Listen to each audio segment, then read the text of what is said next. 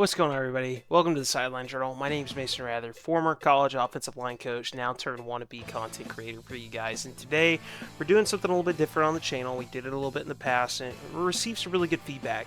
So we're going to continue the series into Madden 2027. And today, we're rebuilding what I think is a really interesting team in the Arizona Cardinals. And for all of my Madden rebuilds, we do injuries off, wear and tear off. We try to do a 2 to 3 year realistic sim of what we think the NFL team can perform, and if I was the GM, making the moves. And today we got the Arizona Cardinals. And number one, going into this, what I want to do is I want to see if we can build a winning team with Carson Beck as the franchise quarterback. Because if y'all watch the preseason debut, that guy, I think he can do it. I think he can play. And they've got some exciting pieces to build around on this team. Obviously, you got the best tight end in the game in Trey McBride. I really like the pickup of Jeremiah Love. They've got a franchise left tackle in Paris Johnson Jr. We've got probably our franchise slot receiver in Michael Wilson, and hopefully Marvin Harrison Jr. can keep coming along. Maybe he can be a high-end wide receiver too, like T. Higgins, or develop into that wide receiver one role. I like a lot of what Mike LaFleur does scheme-wise, and I think he'll be a good fit. We've got Hjalte Froholt still holding down the line at center, and Siamalu. Unfortunately, Chase Bezontos tore his MCL and is going to be out for the entire season in the preseason. However, for the sake of being fun in this video, we're going to let him play. Now over to the defense. The defense is where it's kind of interesting because when we look at it at a glance, you've got a lot of good players that don't align with the timeline of what we're trying to do. Because I don't think that this team is going to be competitive in the first year. In the second year, I think it's when they'll be like 7 and 10, and third year is when maybe we can think about playoffs. And right now, Josh Sweat, we tap in and look at him. He's 29 years old. He's here to win now. He's probably going to start regressing, and he's on a pretty rich contract. Same deal if we go over to Buda Baker here. 90 overall, 30 years old, only X factor on defense. So, what I think the move is going to be is that right around the trade deadline, we're going to sell high, which is, I think, is a very realistic thing that this team can do. They brought in some pieces to try to have a better semblance of defense. Right now, we've got, the first round pick that's supposed to be a Mike linebacker that's now an edge. Why does Arizona always do that? First it was Hassan Reddick, now it's Zaven Collins. We have here Caleb Proctor, a defensive tackle that I'm kind of high on from the draft class that I think can be a good player. He's going to get some playing time, and you're going to see that throughout, this rebuild as we're going to prioritize the youth movement. We also got Walter Nolan, who I think we can build around, especially with that depth trait. So without further ado, let's dive into kind of some training camp stuff, and let's try to get Carson Beck's overall to 70 before the season starts.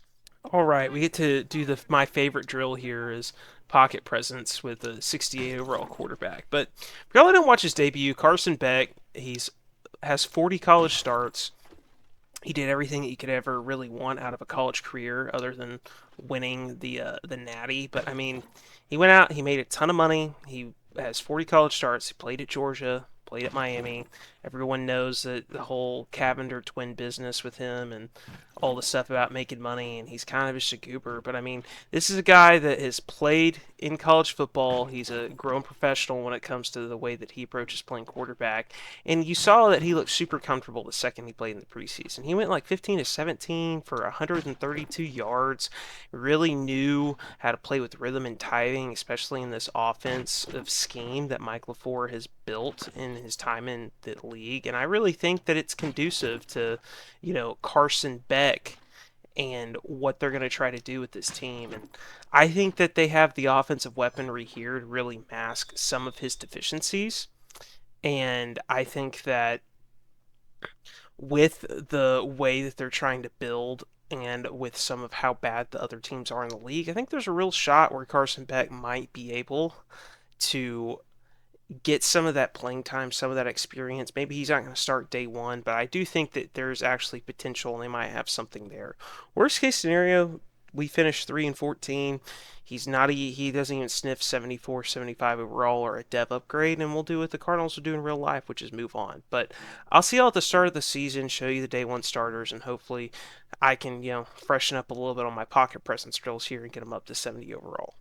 All right, here we are at week one before we start the 2026 NFL season. Here we are at the team screen, and what we can see is we have about $39.2 million in cap space to work with. We're sitting at 81 overall.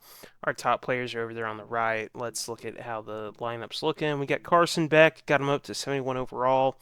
dialed in my targets on the last two drills there to make sure while I wasn't trying to talk out of my mouth. We've got a really solid four, and then probably the worst starting right tackle in football. Will probably kill us throughout the year.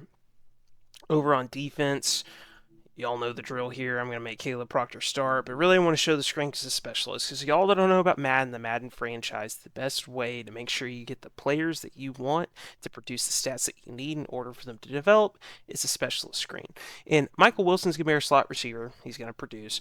I want Jeremiah Love never coming off the field. My goal is hopefully he can get 2,000 rushing yards. Probably won't happen. That's my hope. We got Walter Nolan, their nose tackle. We got sub linebackers in here. I've got the young developmental safety, Taylor Demerson, to be the slot corner to get there a little bit. But something I wanted to plug y'all in for with rushing defensive tackle. You always want your best rushing defensive tackle as your second pass rushing defensive tackle because they're going to line up at the one shade, the number one, and Walter Nolan's going to line up at the three tech. And for y'all that don't know a lot about defensive line technique and positions on a football field, normally you want to align your best pass rushing defensive tackle on a traditional four down front, which is a nickel defense, at the three or five tech position. That way they have a better leverage against those guards and tackles. That's what we're doing with Walter Nolan. And then normally the rules that I have for myself, former O-line coach, I like to talk about offensive plays and play offensive football, is I normally allow myself to play one game or two games in a season, depending on how bad we are, to try to get the most stats as possible and juice the record a little bit. And so we have the Cardinals kicking it off against the Chargers.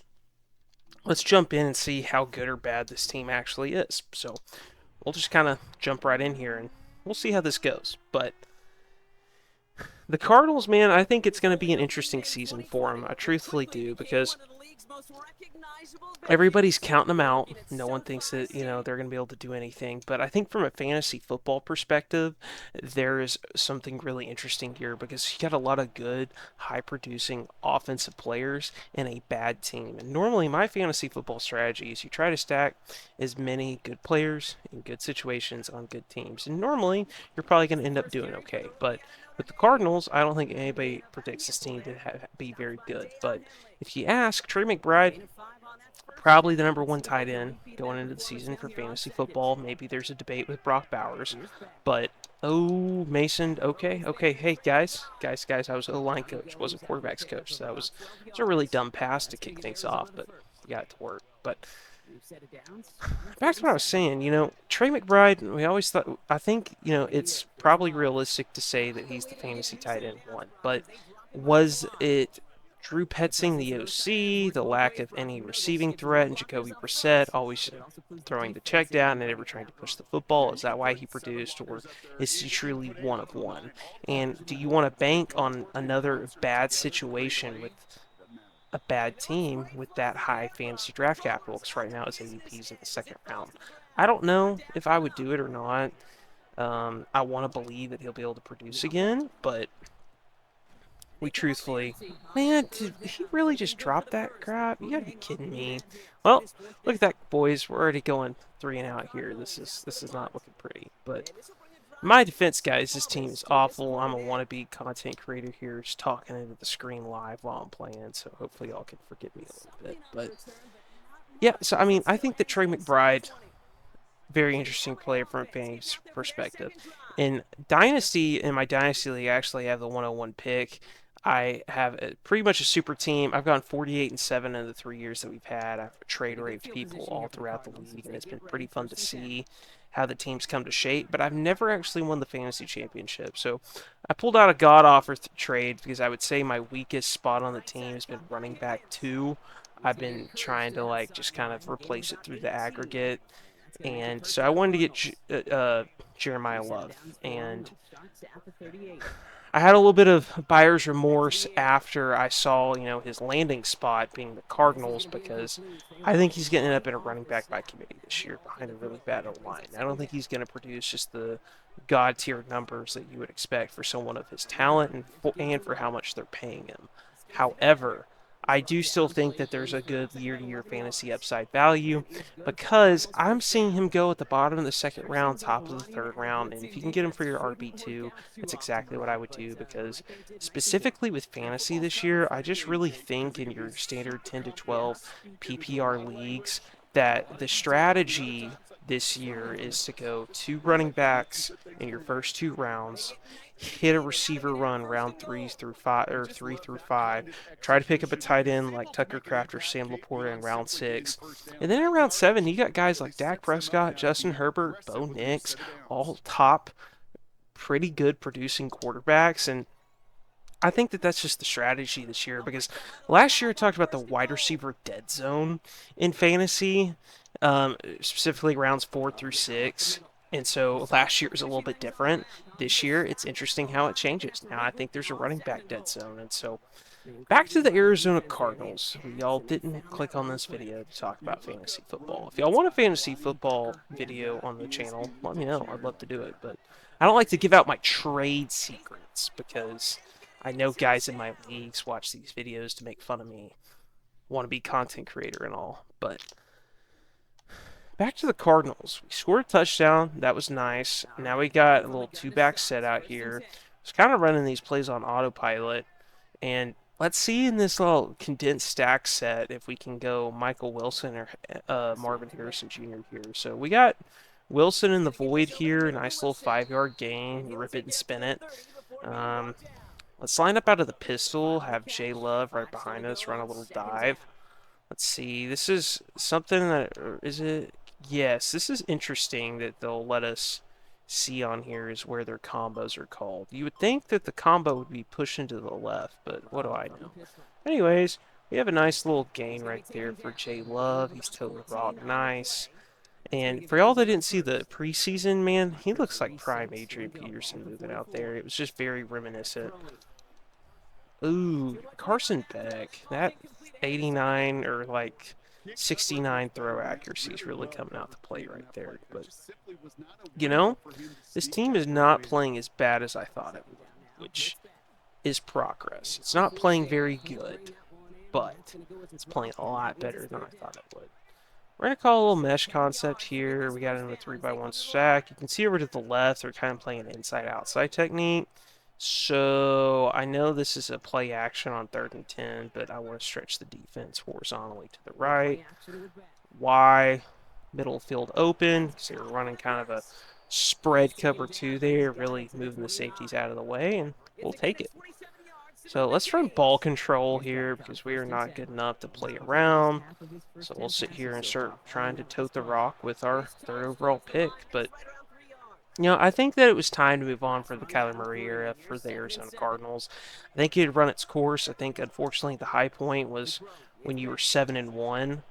And then everything kind of fell apart against the Packers in prime time with the hamstring injuries and D-Hop going down. And we kind of saw that really the team was built for the flashy parts and not for the long haul, because the foundation of your football team, it's the trenches, O-line and D-line.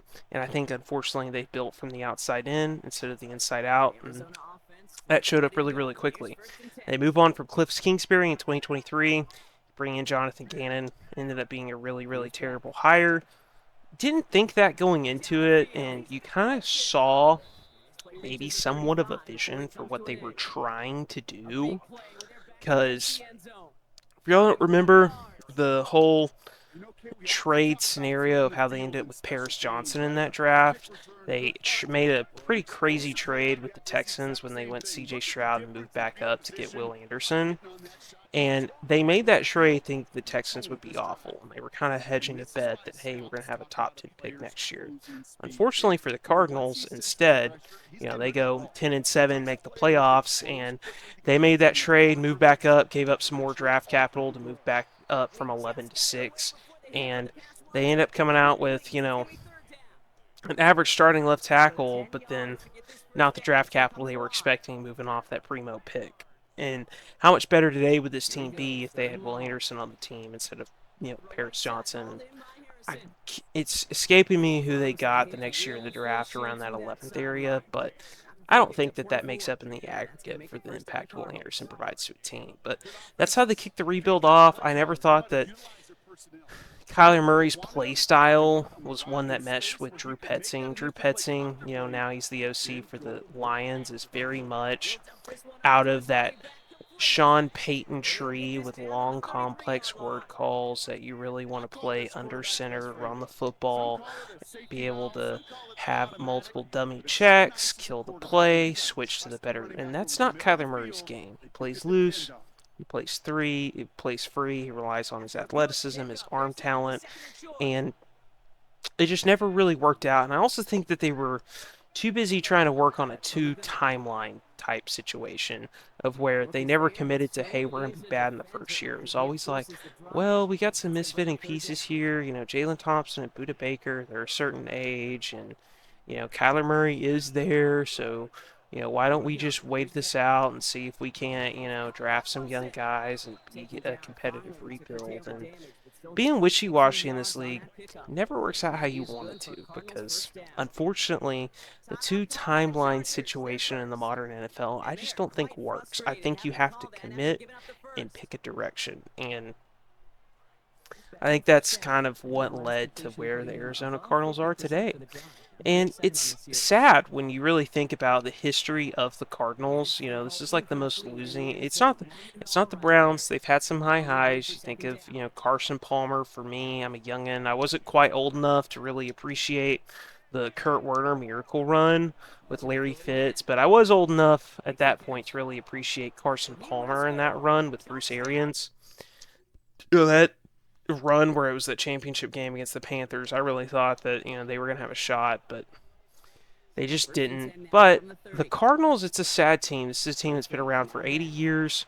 They probably have the lowest fan base, like on average fan wise, just because it's in Phoenix is kind of a smaller market relative to what is put out in the league. And they haven't ever won the Super Bowl. They haven't ever done it in the Super Bowl era. And so I think that's our goal today, is try to put them on a path where they can do it. I don't know if I can do it in year 3. We'll go try to do every single thing that we can. But I think that at the very least, them committing to a direction this year by saying, hey, we're going to go get a young offensive mind. We're going to try to build around the somewhat of talent we've started to build around, which is our young playmakers, and see if we can be bad in order to be good. And I can really appreciate them picking that direction. The thing that I don't love is that they held on to Monty Austin for it. I would have appreciated if they just would have cleaned house, because it's always interesting when you fire the coach and not the GM, and so you have a mismatched staff timeline. And that's normally what kicks off the succession of moves that ends up leading to a team staying in rebuild purgatory, because you've got almost people competing for what they want. Like Monty Ossenfort, he's not going to have any job security if the team doesn't win. Mike LaFleur's going to be like, hey, well, the team was bad because I was brought into a really bad situation. Get rid of the GM. And it's always interesting who wins those battles with ownership. I'm hoping for Cardinals fans that ownership knows. Oh, Mason, that was a horrible, horrible sack. Especially in that situation. What is it you're supposed to do when you have points in the bag? Never risk the points. Well, I just did right there. So let's lock in here. We're going to run it with Jeremiah Love and try to get the points. And, yeah. Good, sound, fundamental football right there, Mason. Yeah, 5 seconds left. Just kick the field goal and be safe. And, y'all, while we've been playing, man, the Chargers are down 21 to freaking nothing. We are killing them. Oh, gosh. Don't miss the field goal. I made it. See, guys? I was able to do it. But, 24-0. The defense playing lights out against the Chargers. Mike McDaniel, what are we doing? Justin Herbert, what are we doing? I think this would, have calls for Chargers fans to be like, fire him. He sucks. Nah, I think that I hate the Justin Herbert if man narrative, because, the dude in his rookie season was all offseason being like, hey, you're not the starter, you're not going to play. And then the medical staff for the Chargers are terrorists and puncture Tyrod Taylor's lung with, a pain shot, and Justin Herbert, all he does is go out there and throw like 300 yards and 2 touchdowns and break the all rookie records for passing yards and passing touchdowns. And anyways, a little off topic, but I hate that narrative. But man, oh Mason, why did Oh, thank God that didn't end up being a pick. See, I meant to bullet past that, and I ended up being a lob, so my bad. But I don't know. I think the Cardinals are just interesting. Like, I think that, they don't ever really get the spotlight in the national media just because of the market they're in. I think they just have some interesting players, and I was excited to rebuild them. I wanted them to be the first rebuild on the channel because I think that they might have something cooking. So let's dive into the game a little bit here. And Tyler Algier, their big free agent, signing. I really hope that Nathaniel Hackett doesn't be like. I hope he's gaslighting all of us and saying like, "Oh, hey, we're gonna do a running back by committee." Like, I really hope that it's one of those deals where it's a David Montgomery, Jahmyr Gibbs split where they run the football so much and so successively that we don't really think of it as a committee. But this is an interesting playbook. I haven't really got to dive into any of the playbooks yet in Madden. Are just seeing me kind of rip it raw here, which I'm kind of surprised at how well I've been performing it. For y'all that are new here, I'm a diehard Cowboys fan, and normally the first thing I do whenever I get into Madden is I boot up a Cowboys franchise and try to win a Super Bowl because, you know, they haven't been to the championship game in 30 years and won a Super Bowl in my lifetime. But this Madden's just been a little different. I would say it's one of the better Maddens that have come out in years. There's been a lot of changes. I can also tell that they've really tried to update the playbooks to the way the modern NFL is progressing based off the schemes the coaches are actually doing. Obviously, Madden is never going to be a one-to-one translation of what OCs are calling on Sundays, but it's the best simulation that we've got as fans. And as a coach that's been in those rooms, what separates, like, four verticals here being called on an actual day. Normally, you're going to have a call for the formation. Okay, so it's going to be like, that's right quads, left quads, whatever. You're going to have a direction formation. And then in NFL, they're going to have a word for the protection, which way the protection scheme's going. Then they're going to have a word for whatever generalized run concept or pass concept. And then they're going to tag F this, X that, like X out, F in. Then, normally, they're going to have can or kill, and they're going to have a second play called. Or if you're Sean Payton, you have three play calls with two dummy words and kills, and that's when you get into 25 play word calls. Or you can be like, with most rookie quarterbacks, or when Sean Payton had to have Russell Wilson, you get the wristband out and you say, play three, play three, play three. So, anyways, don't really know how I got on that topic. I'm scrolling a little bit here, but we are playing the Chargers still in week 1 of 2026, putting an absolute drubbing on them. Really trying to get my stats up. I think Carson Beck would probably have the rookie record for passing yards at this rate, which we got 31-year-old Kendrick Bourne still alive playing football. But honestly, Carson Beck, for being 68 overall, and this scheme and how he's playing, I'm pleasantly surprised. Let's run some play action, see how he does with that. It's probably going to be Michael Wilton. No, we're going to rip that dig. Oh my gosh, that was a horrible throw, like the sim was. Good play call, or good play on me, just throwing it into the void or whatever, but Harrison Jr. is able to catch that, which is nice. So we'll go out here with two back, or really it's more like this looks like 11 personnel. We should put Kendrick Bourne in the backfield. We'll run mesh, and Marvin Harrison Jr. will get you your touchdown. I think Carson Beck's down throw 4 touchdowns in this game, which should probably be the greatest rookie debut ever. But this will be the only game we play this season since I've really kind of juiced the stats here a little bit. I'm really hoping that this team doesn't perform super well in the sim because I'm hoping we can end up with a top 5 pick in a very loaded draft class. And I'm going to be targeting a right tackle like Jordan Seaton or Trevor Gooseby out of Texas or Colorado, flip them over to the right side and really try to build out an offense that can play and worry about building the defense through free agency or not. But which that reminds me, y'all, if y'all don't follow the TikTok, feel free to do it. We're up to 733 followers. It's really where I dump every single podcast clip, but sometimes when I'm inspired, I'll do 2027 draft interviews or draft reviews, and specifically, I normally gravitate to the offensive line because it's a position I can talk about the most. Both my brothers played it. I grew up, being a tight end and linebacker because I was never quite big enough. Damn it! That's the first interception I throw. A tipped pass. That's so gay. But played tight end and linebacker, coached in college for 5 years. I feel like I'm pretty confident in my takes when it comes to evaluating alignment. So if y'all, I'm plugging the TikTok. If y'all want to follow along on there for the next film review, you want to comment somebody that you would like me to review their tape, it'd be appreciated. But man, this has been a real fun journey so far. I mean, started this with a buddy of mine well over a year ago. It's just a very low quality mock draft that we independently studied, and we were like, why don't we hop on a podcast and actually record this? And then we ended up predicting like 11 of the 32 first round picks, which, if y'all don't know, only roughly if you average out all the top 500 mock drafts of all the top draft analysts, they normally only predict 6 out of the 32 first round picks. So when we picked 11, we're like, hey, we need to keep recording this, posting on YouTube, so that way, at the very least, we can go back and refer to our awful takes. And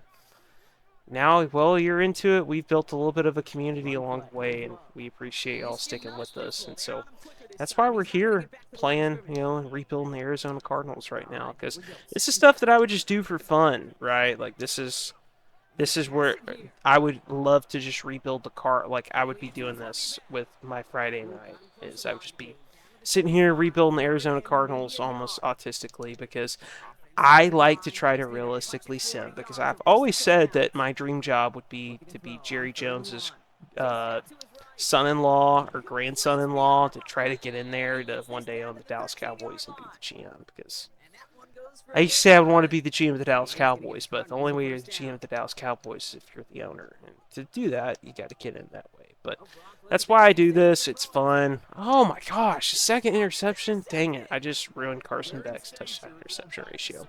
Anyways, guys, I think that. Oh, never mind. The defense got a turnover. We have a chance to try to pad the stats again. So we're going to take it up. We'll go triple out here. We'll see. We're going to cheese. We're gonna cheese this a little bit, almost run like a screen to Michael Wilson underneath. Nope, it wasn't man coverage, but and Mason, you are retarded. Okay, nope. That's what I get for trying to play unethical with a 71 overall quarterback. Anyways, I'm going to see you guys at the trade deadline, and we're probably going to make some moves, trading Josh Sweat, trading Buda Baker. We'll see how the team's performing, and I will catch y'all then. Alrighty, guys. Well, to be expected, we are one of the worst teams in the league, sitting right here at 1-7, with the only game one being the game that I won for them. So let's peep the stats at the least. Maybe Carson Beck's playing okay. Oh no. Oh. Maybe he could pick it up at the end of the year. That's not good. 8 touchdowns, 13 picks, 50% completion percentage. Not good, but at least we're pushing the football. Love to see that. Jeremiah Love, 743 rushing yards with a 6.2 rushing average. Absolutely. Yeah, probably because the quarterback play, but at least, Marvin Harrison Jr. is coming out with, our top 3 guys at least producing. We go over to the defensive side. Caleb Proctor is being an absolute monster. 10 TFL, 6 sacks. We love to see it. Buda Baker, juicing that trade value. Love to see it. And offense is 16th in the league. Defense is 24th in the league. No, we got a lot to work on, but Jeremiah Love being 4th in rushing, I would like to see that. Well, let's lean into the reason for us being bad. We're going to go trade, and we're going to click into the trade finder, and we're going to see what we can get for Buda Baker. Let's see here. I've never done the trade finder before, so that'll be interesting. Yeah, let's get offers and see what, theoretically people would throw up. So see, this was actually a trade idea that I thought. Don't think we'd get Cameron Bynum. Like I said, we're going to be realistic, but I think that the Colts trying to win, they really need Reed's secondary help. That's intriguing from the 49ers. The Jets wouldn't make sense. Patriots probably wouldn't make sense. The Rams definitely wouldn't give Kobe Turner up for this guy. Seahawks in division trade, don't know about that. Jalen Petrie, Titans. Let's look at the Colts trade now that we looked at the trade finder. See if they would offer for Buda Baker. And like we said, we're going to try to keep this realistic. Let's see if they would give us a third and a fifth for Buda Baker. Oh, okay. So who do you have that sucks that would fit this void here? Oh, look at that. CTE man from a knee injury. Brandon Ayuk is on their roster. Who makes a lot of money that sucks on your team? Who makes the money? Grover Stewart wouldn't make sense. Matt Milano, Sauce Gardner, Travarius Ward. Yeah, Tony Jefferson's corpse. And there we go. Will you do this trade? Trade accepted. Done deal. Buda Baker, appreciate your service to the franchise, but we're going to take the draft capital. All right. Now we're going to find a trade partner for Josh Sweat. 3 years left. Primo edge rusher. We could probably get a second-round pick, but we'll see. Chase Brown in a fourth. No, thank you. That would be crazy. That would be crazy. That would be crazy. Okay. Okay, perfect. I didn't want to accept that offer. I wanted to accept this offer. That makes sense. They took a free agent flyer on Kayvon Thibodeau. Isn't really working out. The Commanders, they are kind of technically trying to win now. Dan Quinn's trying to save his job. We pick up a third and fourth. Some extra change, a young developmental edge rusher. I like it. Due to salary cap restrictions, this... Okay, so... What do you mean? Okay, bang. Done. Awesome. I love those trades. All right, here we are with the 2026-2027 offseason, and the stats ended up being interesting. Carson Beck threw for a lot of passing yards, some touchdowns, but also a lot of interceptions. Really famous Jameis season. But I still think that I'm going to roll with him to be the starter going into next season. Jeremiah Love, 1,300 yards, 8 touchdowns. We love to see it. Receiving 2,000-yard wide receivers makes me hopeful that we can build into the future. Trey McBride turning a really solid season. Over defensively, we have some tackling machines here. Greedy Williams had a lot of tackles, which is not good at corner. It means we gave up the football a lot. Pressure-wise, we had it coming along. It was pretty robust, almost pressure by committee. Getting a 2 almost double-digit sacks out of our, or really like 3 guys over 5 sacks is solid. We got some building blocks out of Caleb Carter and Walter Nolan for sure on that defensive line. We reset the timeline a little bit by getting rid of Josh Sweat. So that's kind of how the defense is looking. If we want to look at the lineup here, we can see the progression that kind of went through. Carson Beck, we love it. When his morale fixes, he's up at a 78. And we need to work on this offseason. We need to decide if we're going to address right tackle in the draft or free agency. And then defensively, we need to find a way to get a really good edge rusher. We also need to address our safety rooms. Our safety room is looking kind of scary right about now. But surprisingly, this team finished 6-11. Must have gone on a run towards the end of the season. And we're sitting about the 8th pick here. But we're going to go ahead and advance the week, look at re-sign week. We have pretty much unlimited cap space right now, 137 million, which... we're going to review the 5th-year option for him, and there's no way that is for $65 million, but we're going to pick that up.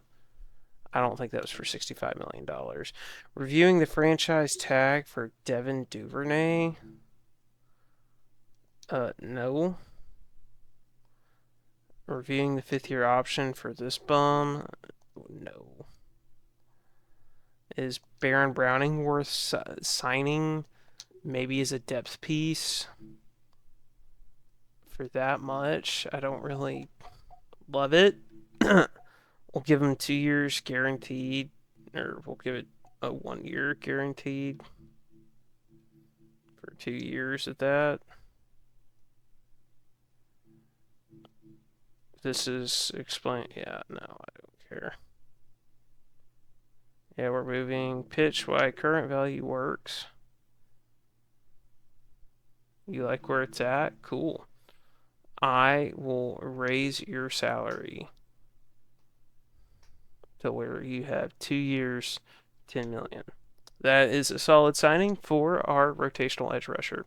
Is Minshew worth signing? Nope, we are going to pass. Is Brissett worth signing? Bye. Is this bum? No. Is this bum? No. Is this bum? No. Last chance to resign. View contracts. Players on expiring. Okay, I was like, brother, all contracts, expiring contracts. Paris Johnson's on an expiring contract. There's no way that's right, though.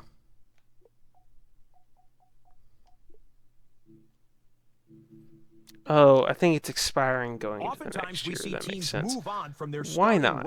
Okay, this is also my first time ever doing the off-season inside of Madden, so I hope you'll forgive me as I learn along with you guys. Engage in negotiations with Paris Johnson. Yes, I will engage in negotiations. He is our franchise left tackle, so we will make sure that he gets a nice 5-year deal worth a stupid amount of money.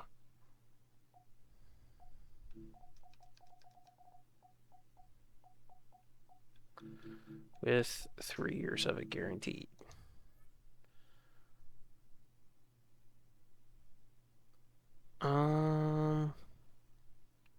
Yeah, we'll up that money because, I mean, 21 average yearly is pretty much, yeah, like, if we're going to be offering him, okay, explain the total package value, calculating current DNA, here the logic, demanding DNA once. Action, I don't know what his DNA is. He increased salary plus no, I mean, you know what? We'll actually remove a year at a higher rate. He wants a 4-year, $60 million deal. If in real life they're able to get a franchise left tackle at $20 million per year, that is highway robbery, and we are gonna do that. So there we go. Y'all see the live negotiation inside of Madden for the first time. So what I think I'm gonna do, man. This is definitely interesting. Kendrick Bourne considering retirement. I'll talk. Yeah, I'm gonna trust my GM. Okay, all tasks complete. That was free agency prep. Okay. Let's go to actual free agency and let's attack this roster just a little bit. George Pickens free agency, that's kind of interesting to look at. This would be a team where they could throw a bag at him realistically and think of a George Pickens, Marvin Harrison Jr., Michael Wilson receiving trio. So we probably need a backup quarterback. Gardner Minshew knows the system. So okay, speak with the player. I just want to offer bro a contract. Well, let's try to speak with Georgie and let's see if we can give him an absolute bag here. So his yearly salary, if in real life that they were going to get him, it's probably going to need to be at least #1 wide receiver money. So we'll give him a yearly salary of $35 million in the 3-year range with 2 years guaranteed. So you mathematicians, that's what, 3 years, 105. and we'll say 70 million of it is guaranteed. Or we'll say, yeah.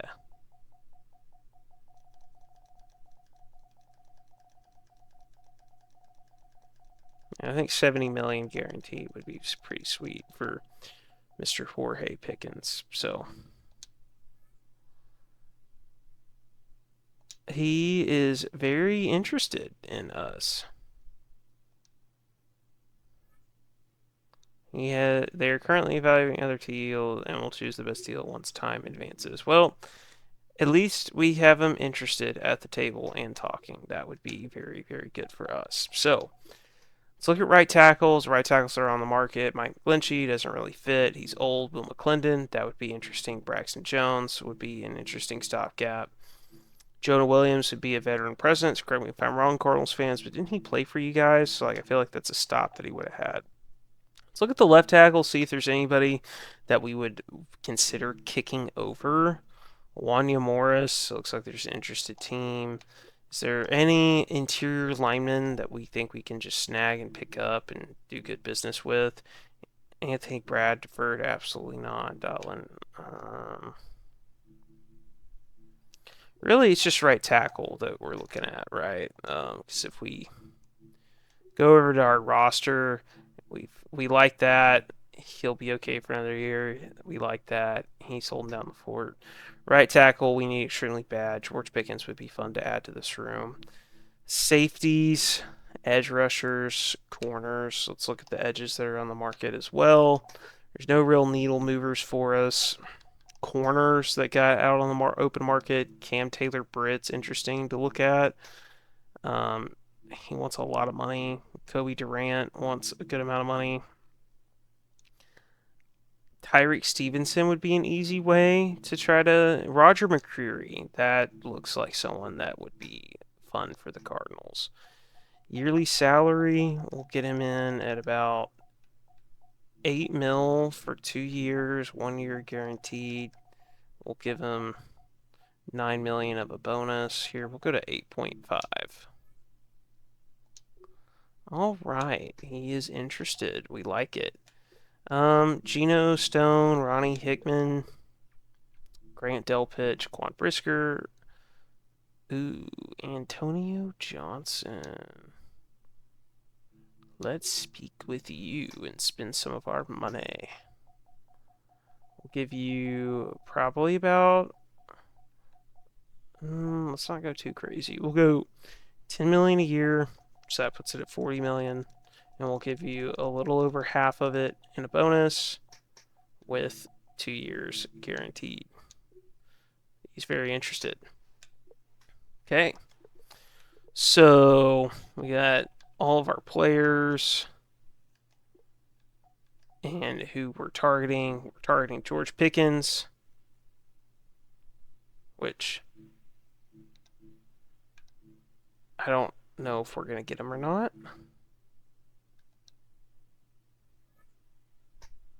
Because it's the max interest.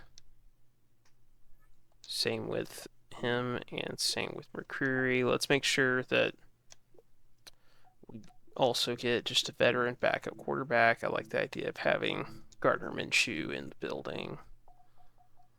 Good for morale. We'll have him at 2 years, 8 million with 1 year guaranteed and a bonus of 5 million.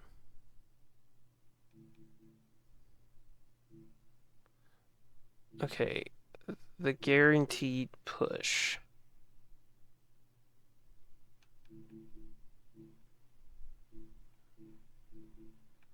Increase, ask him, pitch why current value works.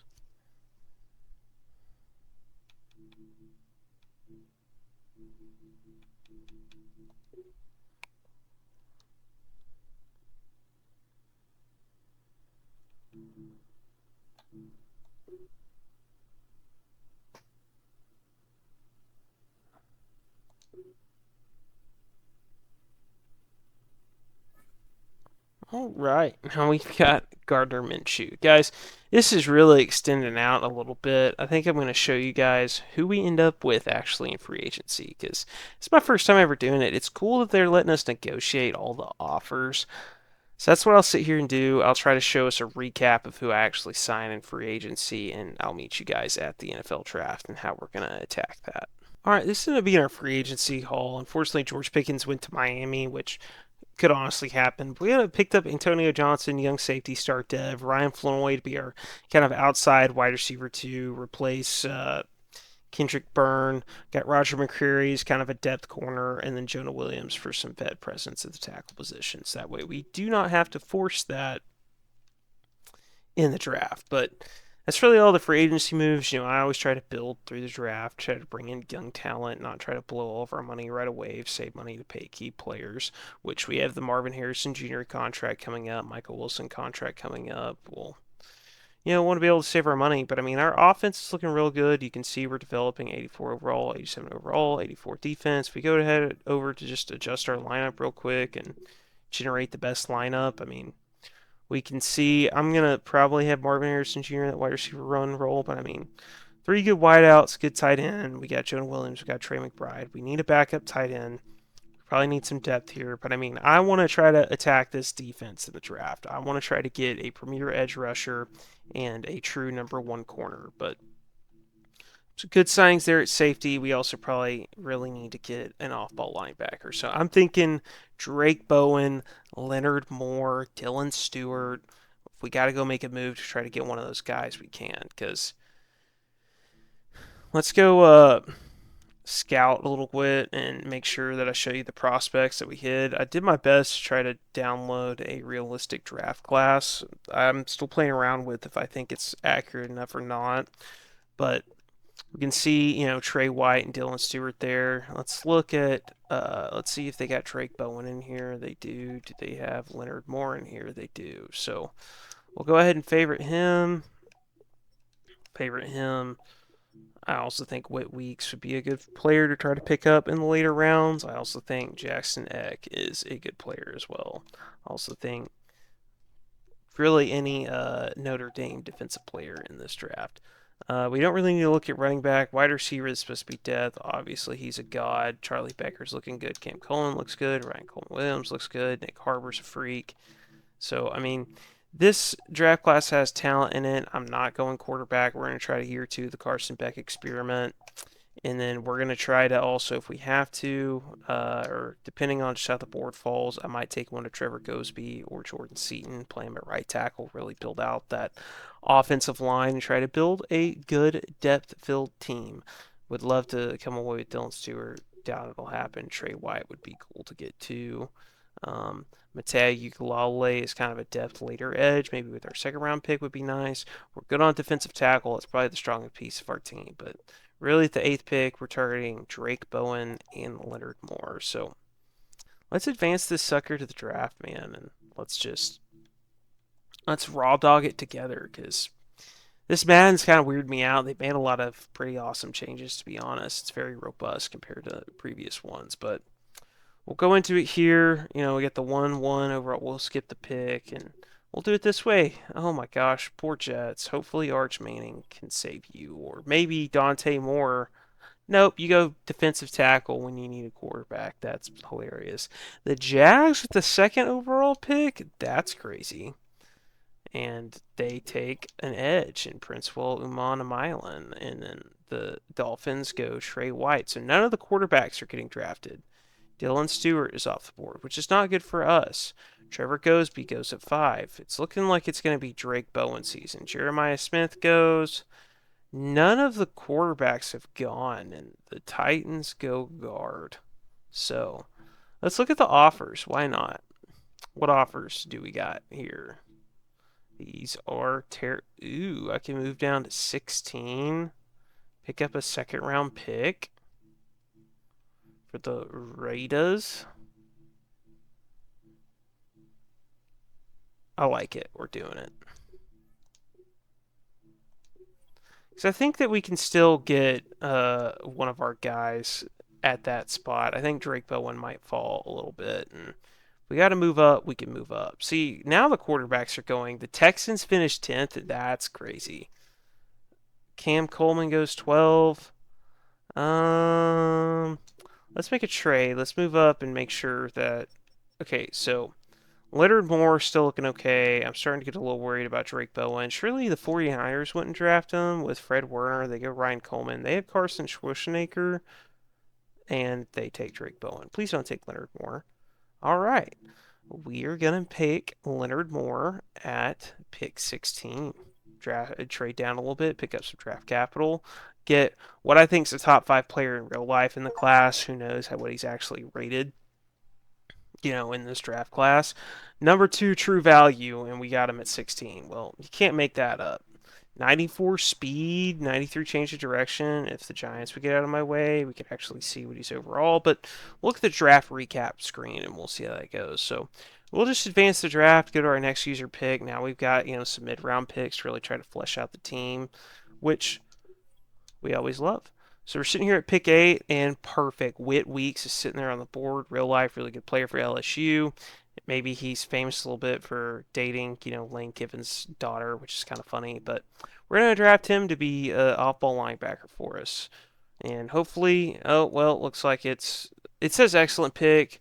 He's ranked true value 105. We draft him at 40. I think he's a better player in real life. He still has a hidden depth trait, 84 speed. I think we can make something out of him, especially when we give him some early down stuff. Trying to build the defense out. We'll make it work. We'll go to the next user pick here. We're sitting here at pick 48. The offers coming in are not really... Well, I say that, and the Seahawks are offering multiple... Okay, Mason, don't... Eye on the ball here. Okay. We're talking about maybe an edge rusher here with this pick. Maybe a free safety.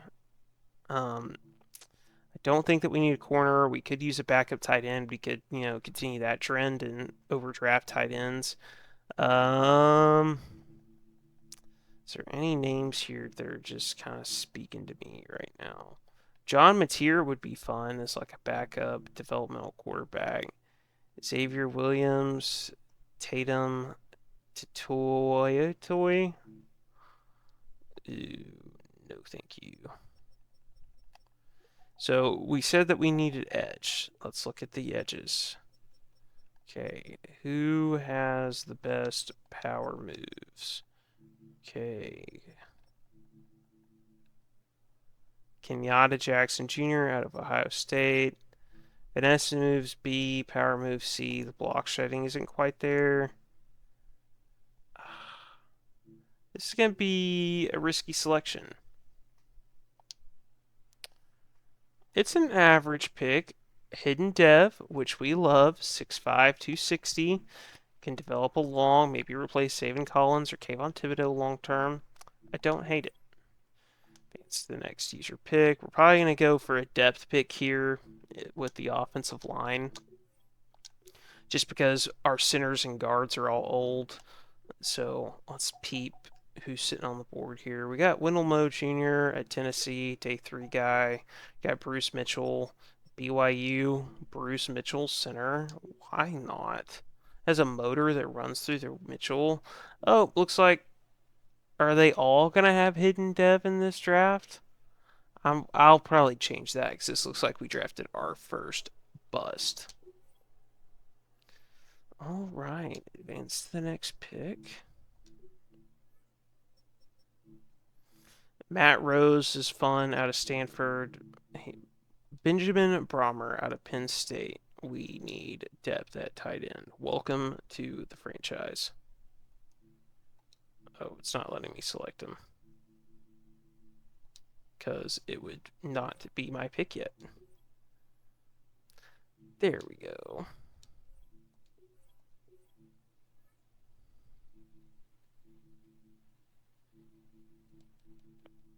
Benjamin Brahmer, you're not welcome to the franchise. It looks like you were selected before I could pick you. So now the tight ends are barbecue chicken. Nothing here's looking good. Maybe we pick up, a developmental quarterback here in the 3rd round. And in real life, I think John Mateer is going to play his way back into being a consideration here. But in real life, Darian Mintz, right now looking like the better football player. So we'll select him, developed behind Carson Beck. Looks like it's an okay pick. Looks like every player in this class has hidden dev, which I will fix. You don't worry. So, our third round pick, man,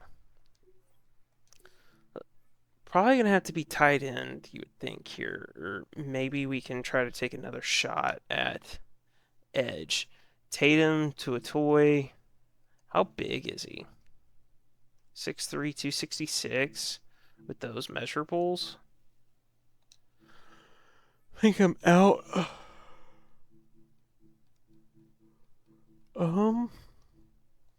Nate Pabst as a developmental tackle would be interesting. 6'7", 285. You know what? Let's do it. We need a developmental tackle. Looks like they're just gonna... Okay, so it looks like not everybody is hidden dev, so that's at least promising. So we got our developmental tackle here. We're just making all of our picks right now. And these 2 4th-round picks will be the last picks that I make, and then we'll sim the rest. So wide receivers, we got Amarion Miller, Mario Carver, Amari Thomas. We got Wyatt Young. Wyatt Young's a fun player. I like him in real life. He's probably going to suck, but we're going to draft him. Y'all don't know, he's the kind of standout transfer from North Texas that's coming with Drew Mestamaker over to Oklahoma State, and I think he is primed for a really big season. So maybe he'll end up becoming something for us, or maybe he won't. So let us look at maybe some defensive tackle depth, corner depth, tight end depth maybe. We got a developmental tight end, we got a developmental center. We could always use another corner. We could use another edge. Dave Beckham. Don't know.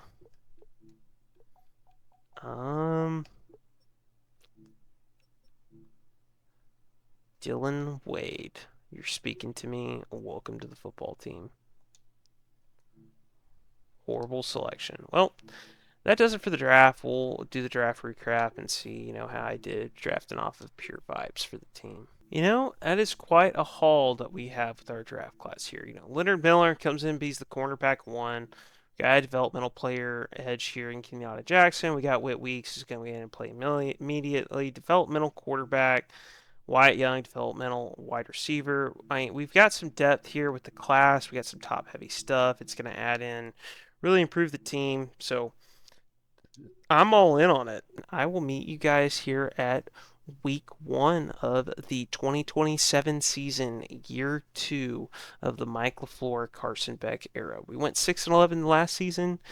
Can we improve? Maybe be a winning team? Maybe sniff the playoffs? We'll see.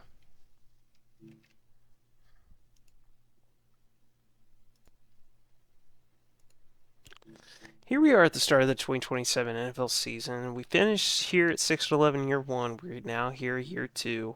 And you can see the team is progressing along pretty nicely. So looking at it now going into year 2, Chase Pesontos is 79. We got our franchise tackle locked up on a nice extension. We have a developmental guard we picked up in the middle rounds and Bruce Mitchell to kind of supplant the aging vets here. We got a really good receiver room of hoping that Marvin Harrison Jr. can continue to build on a 1,000-yard season last season in the sim and get to where he can be our true number 1. We're hoping we can get him to X Factor, and Carson Beck sitting at 78 overall.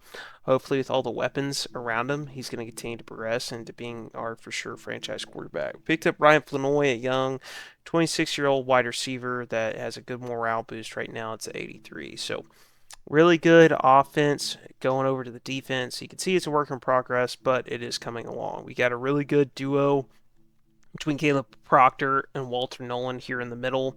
We got Kenyatta Jackson Jr. here in the middle rounds of the draft to kind of be a developmental third edge rusher, Zaven Collins, Kevon Thibodeau. If we're winning here around the trade deadline, definitely a trade that could be made is try to get a premier edge rusher.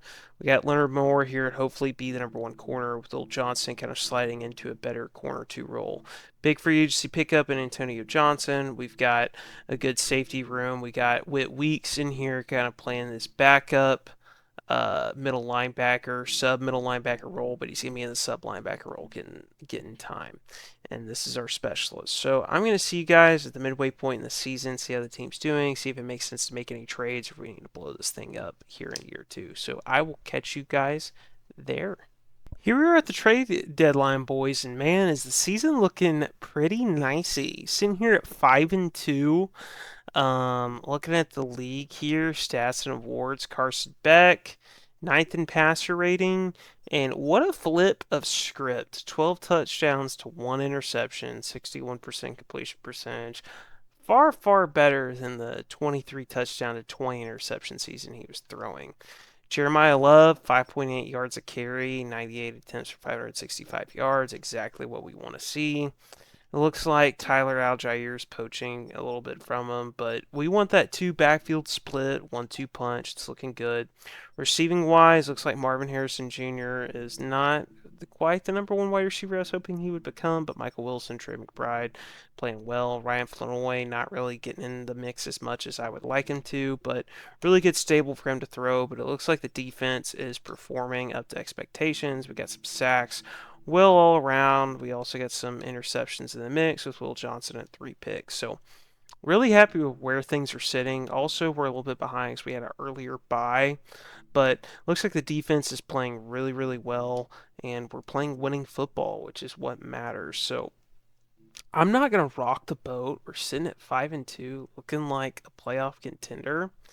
I'll meet you at the last couple weeks of the season. Maybe we'll be on the playoff bubble, and I can get us over the hump. So, all right, guys, here we are 3 weeks out from the playoffs, matched up in a really pivotal game. The 10-4 Lions against the 9-5 Cardinals.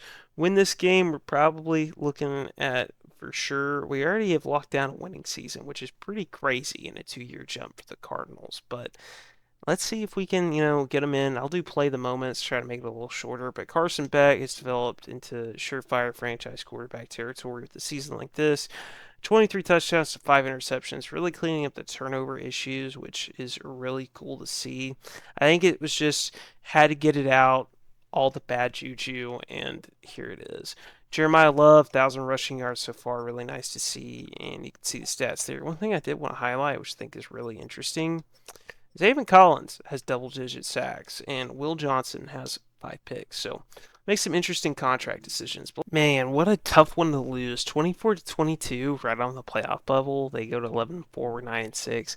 That's a heartbreaker to lose. But I mean, I'm proud of the team, man, especially being 9-6 with a chance to play playoff football.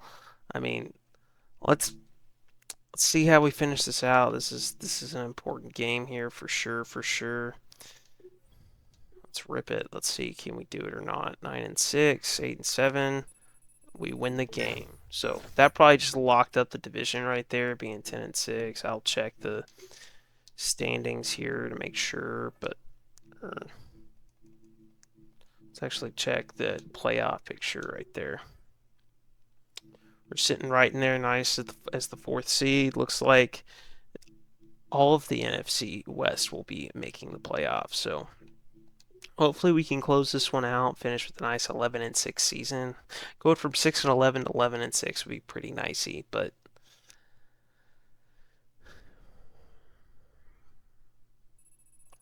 and that is exactly what we do. We finished 11-6. We're here in the wild card. Thumped the Commanders 42-16. Let's check the stats. Carson Beck comes out with a 4,000 passing yard, 27 touchdown to 8 interception season. On his career now, he has thrown for 50 touchdowns to 28 interceptions. Exactly what we want to see. Playing within structure, playing within timing. He's the Brock Purdy for Mike LaFleur, doing exactly what we need him to.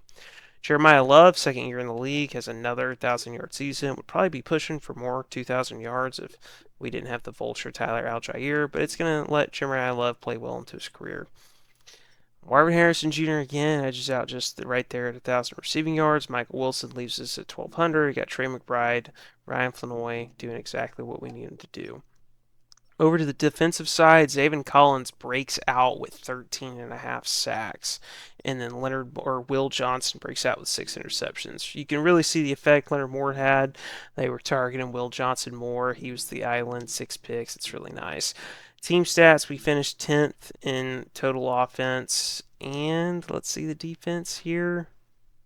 8th in total defense. So we're a playoff team. It's looking pretty nice going into the playoffs. Let's make sure our team's upgraded and ready to go here. And we'll check the lineup, kind of show the progression along the way. We can see that our team's in a good spot, having good morale. They're ready to play. Let's see if we can win the first playoff game. We'll click play the moment, but really we'll watch the sim because this would be a fun little playoff game to have, a Carson Beck Jackson Dart playoff. Be pretty wild. All right.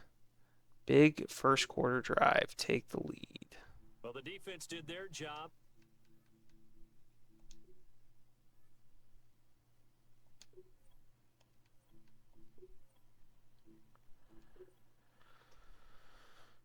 So we're having a real barn burner here of 0-0. Arizona goes up 7-0. We got the Arizona 14-0, Giants 14-3. Looks like that we're going to be able to win the first playoff game. Oh, the Giants are making a comeback. We have a clutch touchdown, and Arizona Cardinals win the wild card games, and they're at 28-16 against the Giants. We're moving on to the divisional round, which is exciting to see. Year 2 already playing divisional round football. That's pretty wild, wild rebuild right there. So let's see who we draw for the divisional round. Looks like we got some players to upgrade. See, look, Wyatt Young for a freaking 4th round pick at wide receiver, already 72 overall. I mean, developing nicely all the way around. We got a young team full of talent.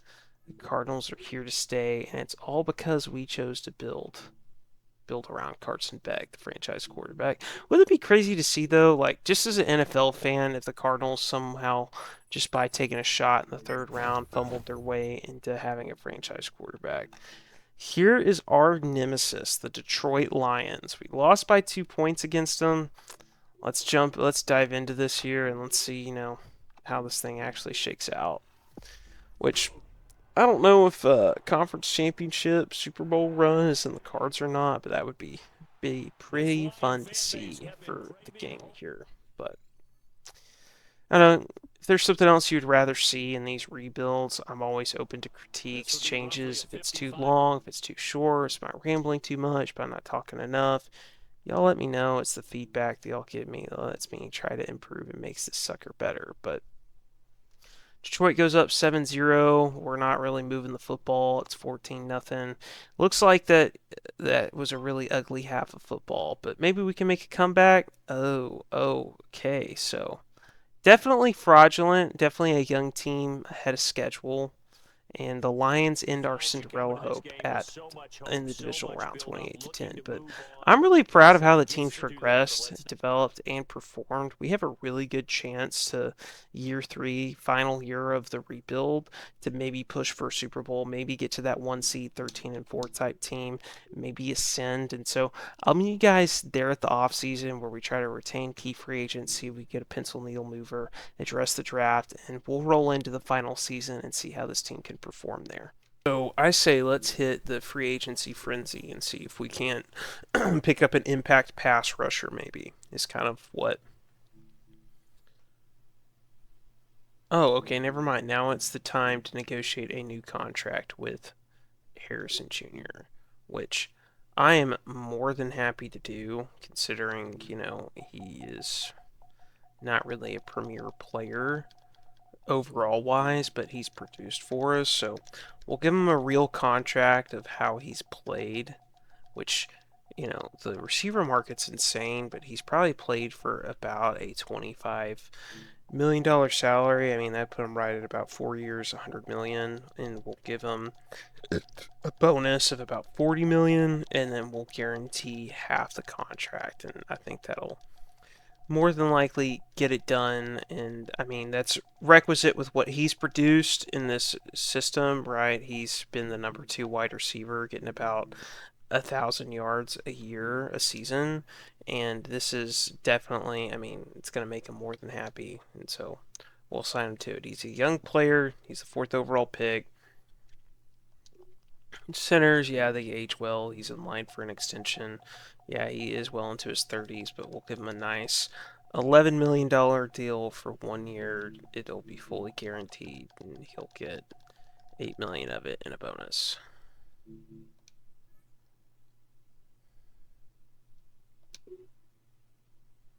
Beautiful. So we re-signed the players that we need. We still got a lot of cap space to play with.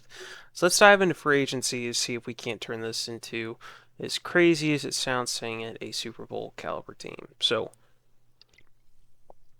we're good on, adding a receiver, adding another corner. We are looking at edge. And Jonathan Cooper, Boye Mafe, those are some potential options. We also could always try to cook up a trade, which could be interesting. So why don't we look around real quick and see if there's any edges that are just kind of like disgruntled. We throw some draft capital at them, bring him in. Because, I mean, we did see Myles Garrett get traded. So, I mean, truthfully, anything can happen. Nate Bonito would be hilariously fun. Go free Jared Verse from the Browns. Let's see what this would take to get done. Why not? We'll give you our first round pick this year and next year to start it off. Would you look at that? So, there we go. We just took care of the biggest problem that we had, which was a premier edge rusher. Because now if we go look at the lineup, let's see, let me just adjust it real quick. Yep. We slot in Jared Verse, and I mean, look at that. That's honestly beautiful. Whit Weeks is like 80-something overall. He'll start at will. So, I mean, really free safety would be nice. And it looks like Jonah Williams retired, so we need a right tackle. So let's take a look at that. Spencer Brown would be good. Amarius Mims, that is who we're going to go with. This is the last year, but Amarius Mims was on the market, and we had this big of a problem at right tackle, this young of a tackle, too. We're going to throw an absolute bag at him.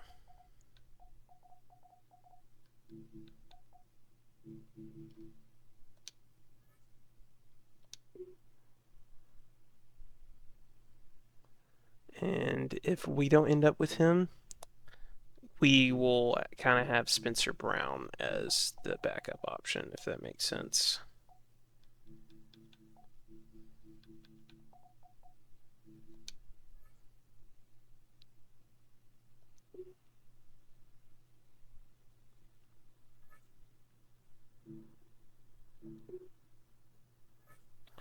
And we didn't get Amarius Mims, but we did get Spencer Brown. So upgraded the right tackle, brought in the franchise edge rusher. We're sitting pretty. We're looking good. Then we're ready to roll into the draft, get some depth pieces, which let's go ahead and do that since we traded our first round picks, which I think that would be realistic in that scenario. The Browns, they, are awful.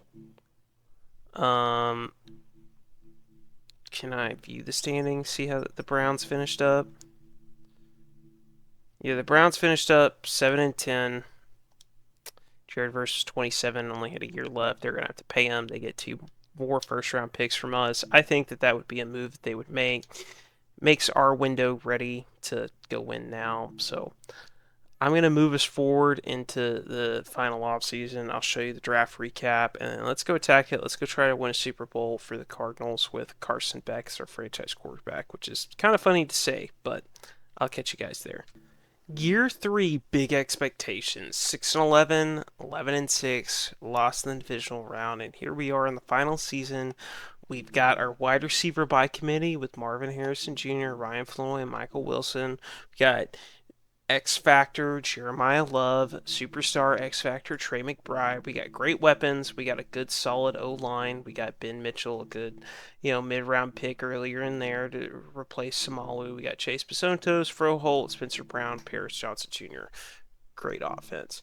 Defense, big trade we made was for Jared Verse, and now it's very well rounded. Leonard Moore was a great top 10 pick selection for us. Whit Weeks in the second round.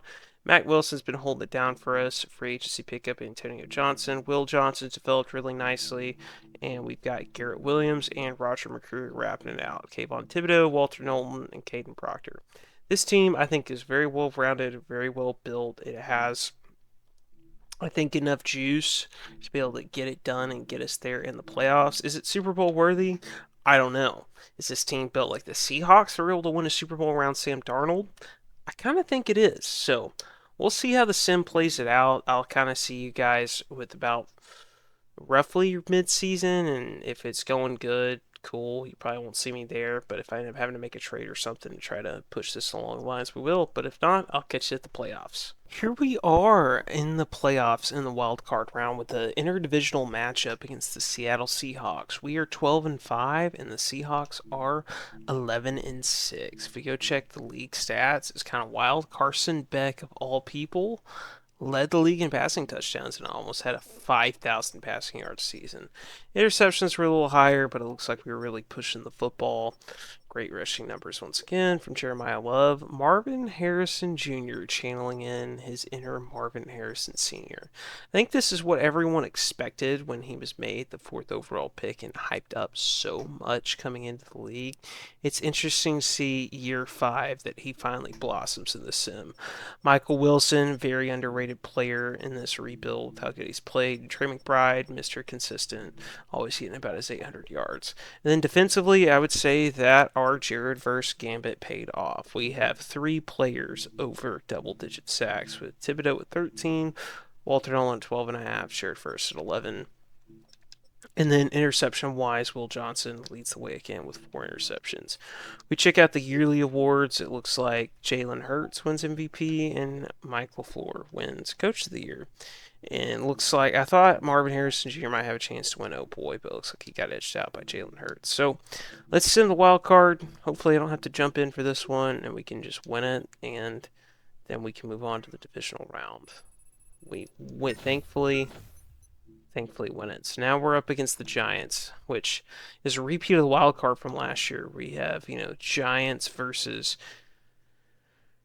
we have Jackson Dart versus Carson Beck. And so looking at the divisional round here, we'll do the little play the moment. Really, I'll sim it and see if it's close and I can move the needle, then maybe we'll hop in and see if we can't get the Cardinals to win a Super Bowl. But really proud of this rebuild that we've done together today, because this is a team that I really don't think that. I think it's going to be a long road, truthfully, before they're able to actually compete for a Super Bowl. But what I think gives them the best chance is if obviously Carson Beck turns out to be the guy that they've been searching for, and that would be a really cool story to see. It'd almost be like Dak Prescott, Dallas Cowboys-esque. But looking at the game, this looking real competitive. It's tied up. Looks like we choke it late, 38-31. And it looks like we come up just short in this Arizona Cardinals rebuild. Looks like we finish in the divisional round with the Giants winning it. But I think that is the rebuild in the team. I'm really proud of the way we built it. We went all in around Carson Beck, and we saw Marvin Harrison Jr. show out. We saw Jeremiah Love show out, which I think is really cool. We got Carson Beck to develop all the way to an 87 overall just by sheer will. And we built this team pretty realistically. We built it through the draft. We made a key free agent signing in Ryan Flanoy to kind of be that third wide receiver to allow Michael Wilson to really operate in the slot. Jeremiah Love progressed well. We drafted good depth in the guards on defense. We developed Caleb Proctor and Walter Nolan. We made a pretty interesting trade with Josh Sweat and a couple mid-round picks to able to get Kayvon Thibodeau. We did the same thing to really give up Buda Baker, and that's what kind of allowed us to build out our depth, to get Whit Weeks, to trade down and get Leonard Moore, to allow for this, to sign Antonio Johnson from the Jags. And then we made our all-in move, trading 2 first-round picks and a third-round pick to go out and get our premier edge rusher, Jared Verse. So really proud of how this rebuild came together, and it's interesting to see the moves and changes that Madden's made. So if y'all want to see more rebuilds like this on the channel, drop the team that you want to see next, and any comments that you have of how I can improve these rebuilds, I would appreciate it. But appreciate y'all hanging out with me for about an hour and 40 minutes, and I'll catch you on the next episode of the War Room Podcast, that should be dropping early Monday next week. We're going to be doing season superlatives and big bold predictions. So I'll catch you guys there, and peace out.